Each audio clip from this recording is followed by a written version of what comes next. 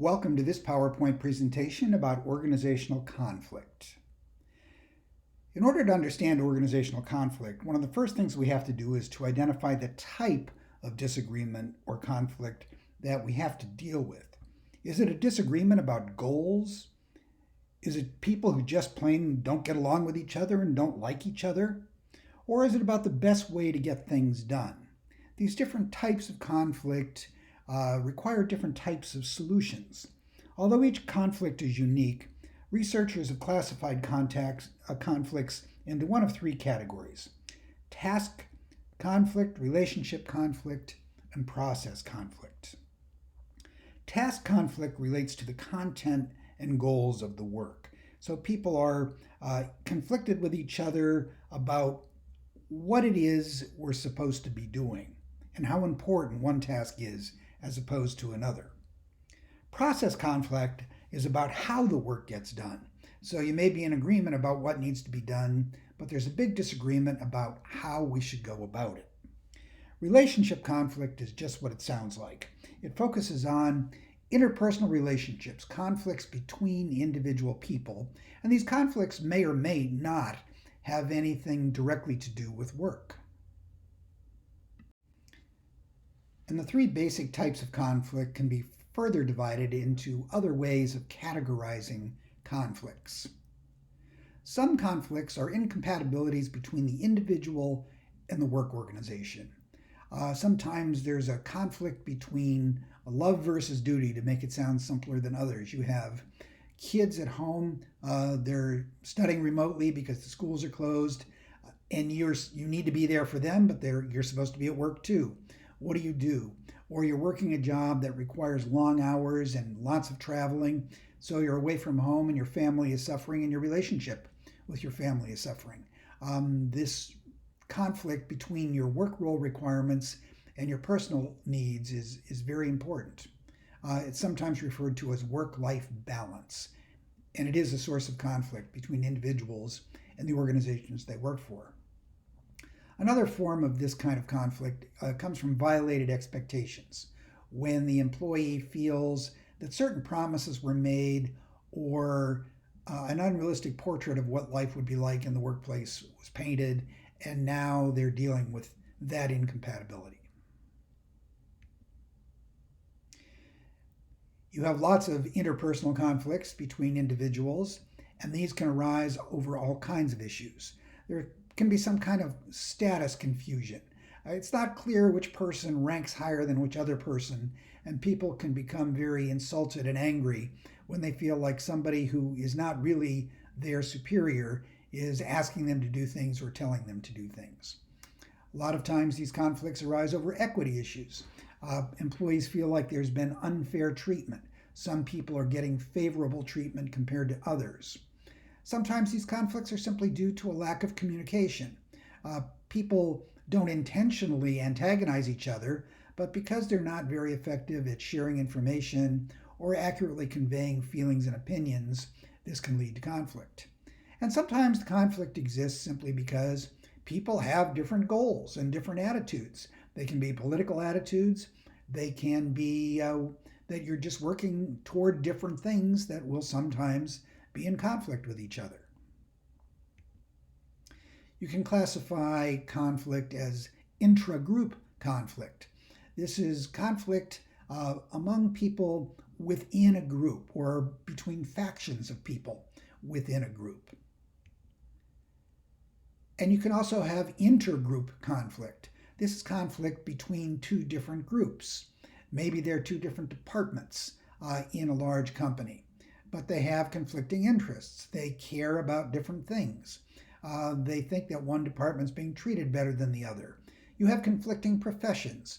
We saw this a lot during the pandemic, where politicians who were interested in keeping voters on their side and keeping voters calm were in conflict with health professionals and scientists who wanted to share as much candid information as they could about the pandemic. And there was a conflict between the politicians and the scientists about how to handle information sharing with the public. When there's a merger between companies or some other major organizational change or upheaval, this can suddenly create conflict between groups when none existed before. And conflicts can be devilishly difficult to resolve, and a lot of things can get in the way. If there's a lack of trust between parties, they don't feel as if promises that are made are necessarily going to be kept. And the way people start to think about the conflict becomes a matter of winning versus losing. And they don't perceive that mutual gain is possible. If one side gets what it wants, the perception is that the other side is going to lose.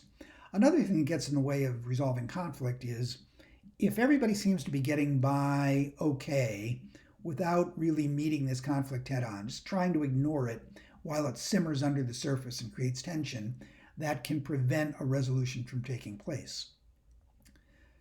Your textbook talks about different types of bargaining that can take place to resolve organizational conflict. I'm not going to get into too much detail about that here, but one of the big distinctions that the textbook makes is between distributive bargaining and integrative bargaining. In distributive bargaining, the sides perceive the conflict situation as a zero-sum game. One side has to win and the other side has to lose.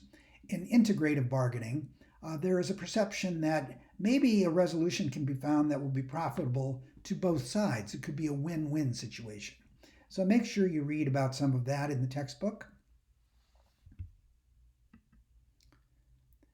If conflict resolution drags on for too long and there doesn't seem to be any hope that it's going to get resolved, organizations will often bring in a third party to help with the negotiations. Some impartial outside individual who can help them reach some sort of an agreement. And there are different ways in which this can be done. The process of mediation happens when you bring in an individual known as a mediator. This person works with both sides, shares ideas, comes up with strategies, flies possible solutions past both sides of the issue, and works in an objective fashion with both sides to try to bring them closer together. It's still up to the two parties to come to some sort of agreement, but the mediator can be key in helping them find a way to do that. Arbitrators are people who come in, listen to the information from both sides of the argument, really study the situation carefully, and then the arbitrator makes a decision. The arbitrator dictates a solution. Now, there's two kinds of arbitrators.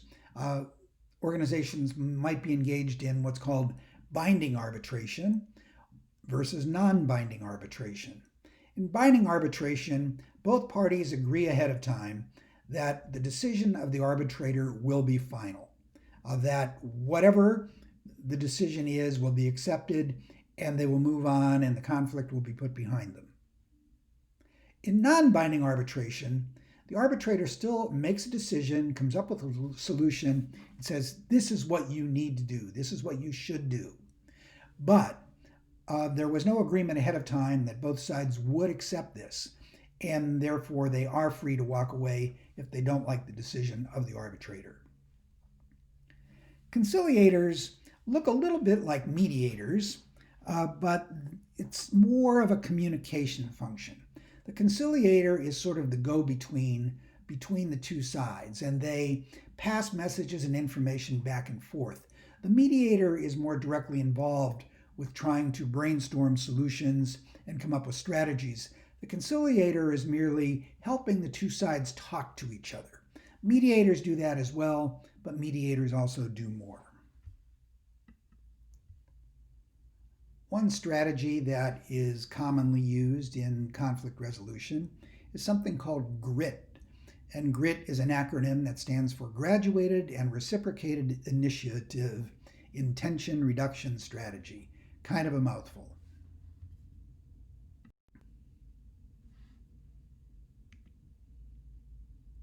GRIT, Graduated and Reciprocated Initiative in Tension Reduction, works in a very straightforward fashion. one side announces and performs a small unilateral concession. So one side just on their own says, okay, I'm going to give this up.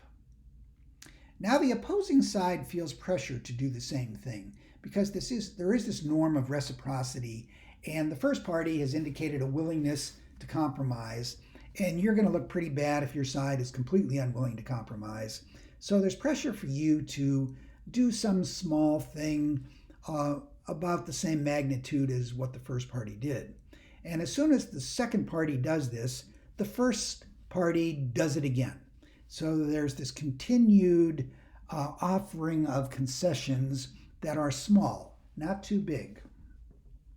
Now this works best when both sides are roughly equal in power.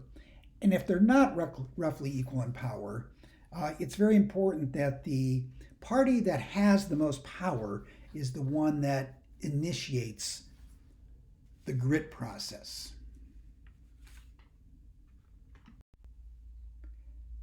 How good an individual is at dealing with conflict and how effective they will be if they're in a leadership position of helping other people resolve conflict will depend to some extent on the personal style that they bring to conflict situations. There's something called the Cohen Conflict Response Inventory that you will be filling out as part of one of the projects in this class, where you will find out something about your own conflict resolution style. This is not really a scientific theory per se, but the categories, there are 6 of them, that Cohen has developed, describe certain general patterns of dealing with conflict. And let's go through the different types. First of all, there's the sage. This is probably the most effective style of dealing with conflict. The sage is concerned for all the parties involved in the conflict. They're genuinely interested in everybody coming out of this as good as they can. They tend to be very cooperative, and they view conflict as a positive opportunity. There's a chance for things to actually be better after this conflict gets resolved than they were before the conflict even started. Then you also have the diplomat. Unlike the sage, who's concerned with the well-being of both parties or all parties involved, the diplomat is concerned primarily about his or her own needs. But they are still a compromiser. They'll usually get a solution to a conflict, but it isn't necessarily going to be the best one. The ostrich is a very common way of dealing with conflict. Ostriches hate conflict.